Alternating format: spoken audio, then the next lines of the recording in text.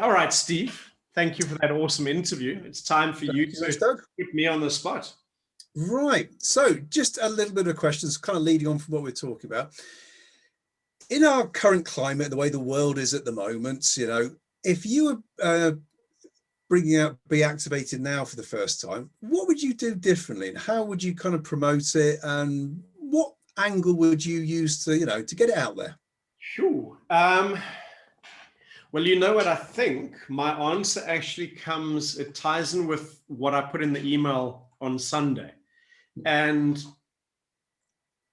what I found when I have spoken to people like medical people and gone, you know, that we can really influence the oxygen saturation readings. And, you know, when we activate the diaphragm, it makes a big difference. We've seen this, we've seen that. There's such a pushback immediately because it's such a sensitive topic at the moment. Right. And so there are plenty of people out there saying, you must breathe, you must breathe, you must breathe. But what we do know is through the breathing, we can lower blood pressure, lower the heart rate, increase oxygen saturation. Yes, we can absolutely do that. And we've been doing that for 20 years. But we, you know, so we know this, and we've had people unconscious in ICUs being activated in the oxygen saturation changes before intervention after. But right now, for some reason, that's a contentious area to say there are people in ICU and we might be able to help them. So someone who's not there yet or is just going into crisis, we can have that conversation. Yeah. But in the conversation that I had with Sue last week, this was huge for me, was NHS physio who'd come into your practice for a session, had gone out like bouncing off the walls, like obviously exhausted, working in a hospital with all the COVID, and then suddenly she got something for herself. And then she went, well, hang on, can I do this with the patients that I'm seeing? And I think it was the particular lady that Sue mentioned, 30 days in ICU. And the reason she stayed was they couldn't get her up. It was impossible to mobilize. And so this physio with almost no experience, just experience in her own body, took what Sue had taught as a self-activation and then coached by Sue, do this, do this, do this. She did this with the lady, and pretty much 5 minutes later, they had her sitting up and then they had her mobilizing. And for all that time, they couldn't do that. So I think, what would I do differently in this climate? I would say I would focus more on the body needs to move. And that movement is a very powerful thing, and we can support movement with breath. So instead of going breath first, then movement, I would go movement, then breath. And I would say in the situation, so if we've got what were your numbers? Like a 30 bed, you call it an ITU. Yeah, they went from 30 beds in the intensive care unit. They had to increase it to have 150 beds for intensive care patients in the hospital. So let's say that out of those 150 beds, let's say that 50% of those are people that actually could be moved to a ward now. They're actually in a position, if they could get up and if they could mobilize, because that is one of the preconditions, the conditions they have to meet in order to leave and go to out of the ICU. And so I would be saying, you know, here's something you can do. If it doesn't work, it's 5 minutes and it didn't work. But if it does work, you get someone up, you get them mobilized, you get them moving. That'll help their breathing anyway. So it's almost the reverse engineering. They're breathing anyway. And you open up a bed for someone else who's in need. And so it's very much about the principle of BeActivated is to meet the person, meet the tissue, and here maybe it would be meet the crisis in the best way possible to meet the need and meet the tissue and connect there. And so what could we do in the crisis situation? If people can't leave the ICU because they can't get up, let's help them get up, because we know we can. And everyone in our community knows that people get off their massage table or treatment table and they move better. Well, why Yeah. can't someone who's ill, I've got physios I've been training for 16 years who work in orthopedics. They do activations before the surgery, they do the activations after the surgery, and people get up and walk a lot quicker, a lot easier. Why is this any different? Yeah. And I think the thing for me is why it's so important is it feels less controversial to say, and that's the challenge of BeActivated. It is unbelievable. It seems impossible. There's no way. It's snake oil. It's bullshit. You conning me. I've heard it all. It's like, and the thing is that actually we have something that can help in the crisis. We're not rubbing the back of your neck and suddenly the virus dies. Poof, it explodes. We're not saying that. So we're not controversial. What we're saying is we can probably help mobilize people a lot quicker, therefore get them out of the ICU, out of critical care a lot quicker. If they're mobilized, they're probably going to breathe better. Now, yes, in an ideal world, I would change that around and say, let's get them breathing better, watch how quickly they mobilize. But there are so many specialists and there's so much conversation around, oxygenating, ventilating, it's right, it's wrong, it's this, it's that you don't want to get stuck in that, because now you've got to spend every second trying to convince people that what we're doing can add value. And I don't want everyone to waste time with that. I want to say, getting people up and out of bed is important. Yes, cool. This may help. Cool. Let's do it. It works. It doesn't work. It just doesn't seem controversial. It's just genuinely coming in and saying, I think we have something that we can do that can help you. And so I think it's about being able to adapt what we have to almost meet that need and just like changing the language that you're going to use depending who your client is. It's exactly the same here. So usually we'd go, the sequence is there for a reason. But if that sequence starts with breathing, and breathing is almost an antagonist at the moment, then take it out and let it come in at the end. If someone gets out of bed, that's good for them and it's good for the hospital system. And so I think that would be the part I would do different. Like if I were to say, could I be less mad? Could I be a bit less crazy in my teaching? I don't think so. I don't think I know how. All I know how to do is tell you and share with you what I see in that moment with that person on the table. The structure is there. There is a structure. That's why there's a sequence and a structure. But that framework allows me to show you all of the things that are going on. And as you'll know, each layer of the onion, each time you do a level one, we could be saying, here's the 1, 2, 3, and then we'll be doing something, and you'll sit there going, do you think he said that the last time? Because I've never heard that before. And actually all it is you now have enough experience or enough knowledge that the other stuff you weren't listening to, but that seemed new. No, it was always there. Someone comes on the table, just like Neil on the Parkinson's thing. Yeah. All right, so we know we've got a Teletubby point that absolutely impacts on his dyskinesia. And so my mind immediately goes, well, if one point can do that, there must be more. And then you've got to say, what is it about that point? Is it the point? Is it the way we did the point? And it turned out to be the way we did the point. Yes. Yeah. And so that's what I love. It's the problem solving. It's going, first and foremost, I believe this body can change. It doesn't have to stay where it's at. You have to go with that belief, because if you don't believe that something can change, then why are you even looking for a solution? Oh, absolutely. But if you believe that it can, then the question is, how do you find it? And that's it. And so when something doesn't work, you go, awesome. Well, I guess it wasn't that. But there is somewhere, there is something. And I think that's what's so cool. There is always a solution. There is always an answer. There's always a better way to do it. Yeah.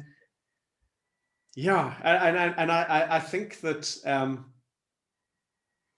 the thing is, like, had we not had the shutdown and the lockdowns and the lack of travel, Nino Center would be open. We'd be doing crazy stuff there because I'm ready for crazy. But you know what?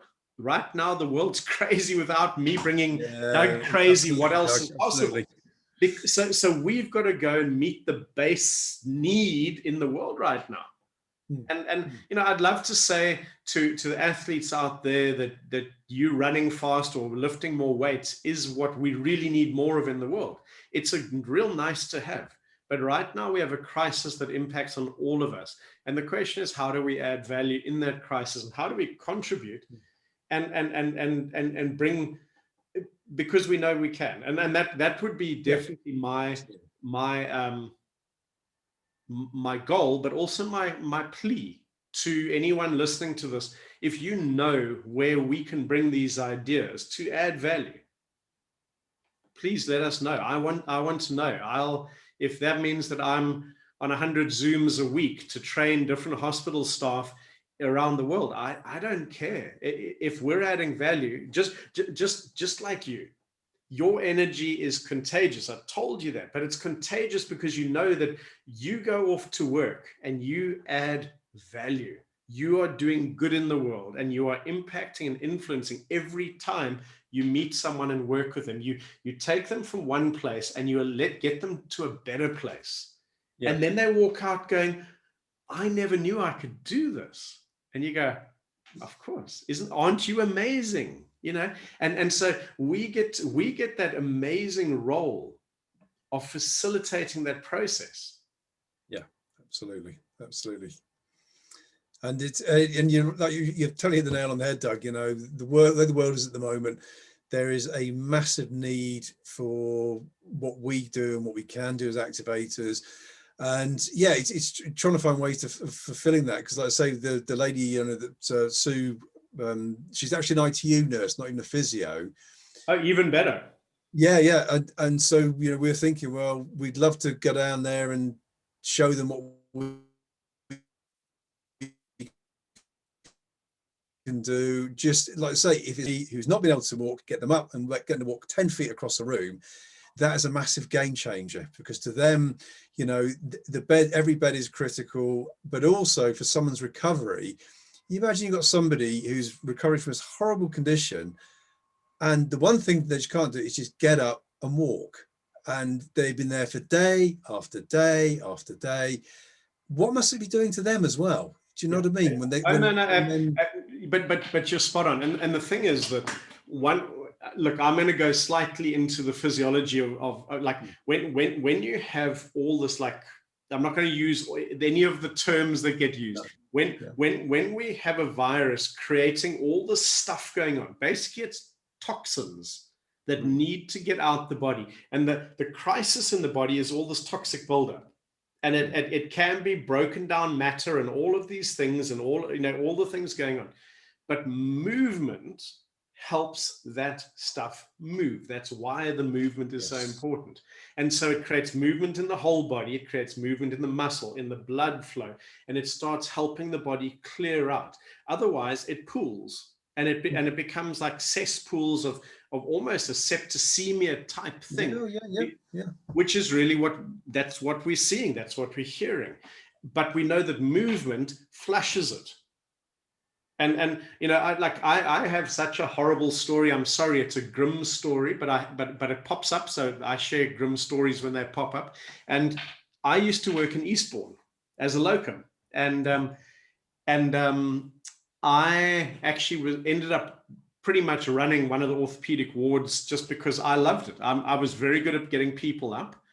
And there was one lady who, when I'd first arrived, was this horror story of nobody over the weekend. So a little old lady, very common, neck of femur, had a fall, neck of femur fracture, had the pin put in. I forget what it's called. Austin Moore. There we go. And she came in on a Friday, and nobody got her up and walking and moving over the weekend. They also, and because of that, so this is a grim story, sorry, because of that, she didn't have any bowel movements. And so she had a build-up and a build-up. And on the Monday morning, she had a seizure because of the Okay. toxicity. Yeah. Vomiting feces. Yes. Yeah.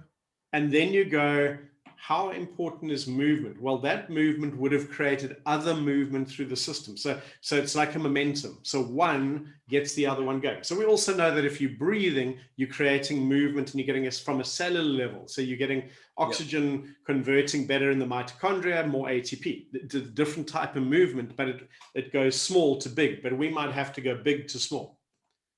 Yeah. So you have a whole lot of people lying there unable to move, and the toxin buildup in their system isn't going anywhere because it can't. No, absolutely. And so we don't really have medication that can go in and mobilize itself. The body has to be mobilizing to take whatever we're putting in and take it to the places that it's needed. Oh, absolutely. We have a physiology that responds to movement, Doug. We are creatures that still love to run around, and that's not changed. And and that's the thing. You've got these poor souls who are lying in bed, literally, dying. Well, they're just rotting away from the inside, and their body's crying out to move and breathe, isn't it?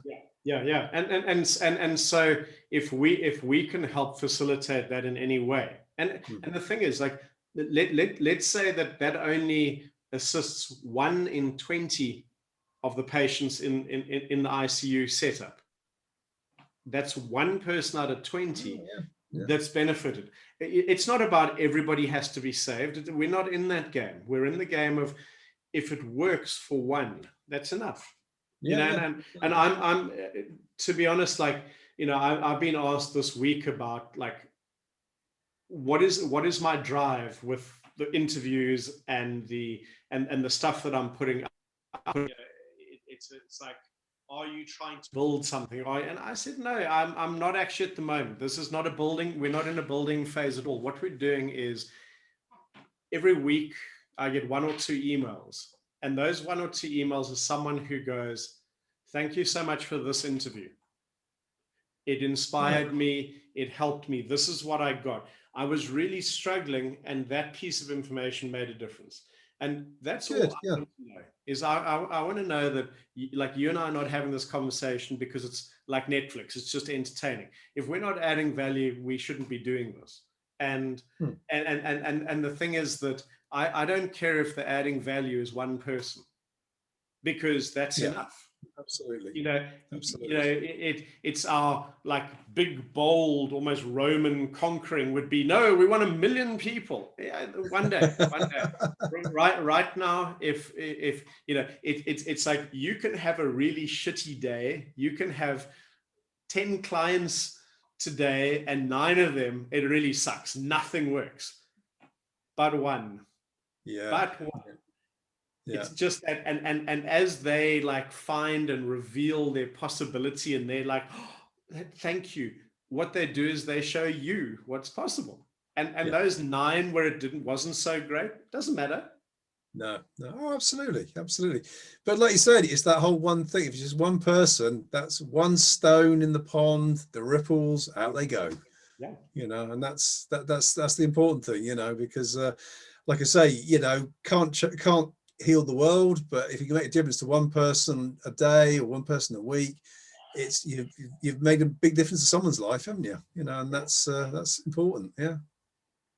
And as we said, when you influence that one person, the practice, and they go out with that energy, and they then influence, by the end of the day, your energy, your effort has influenced 5 people just with that one person. So you had one contact point that actually impacted 5 people or 10 people.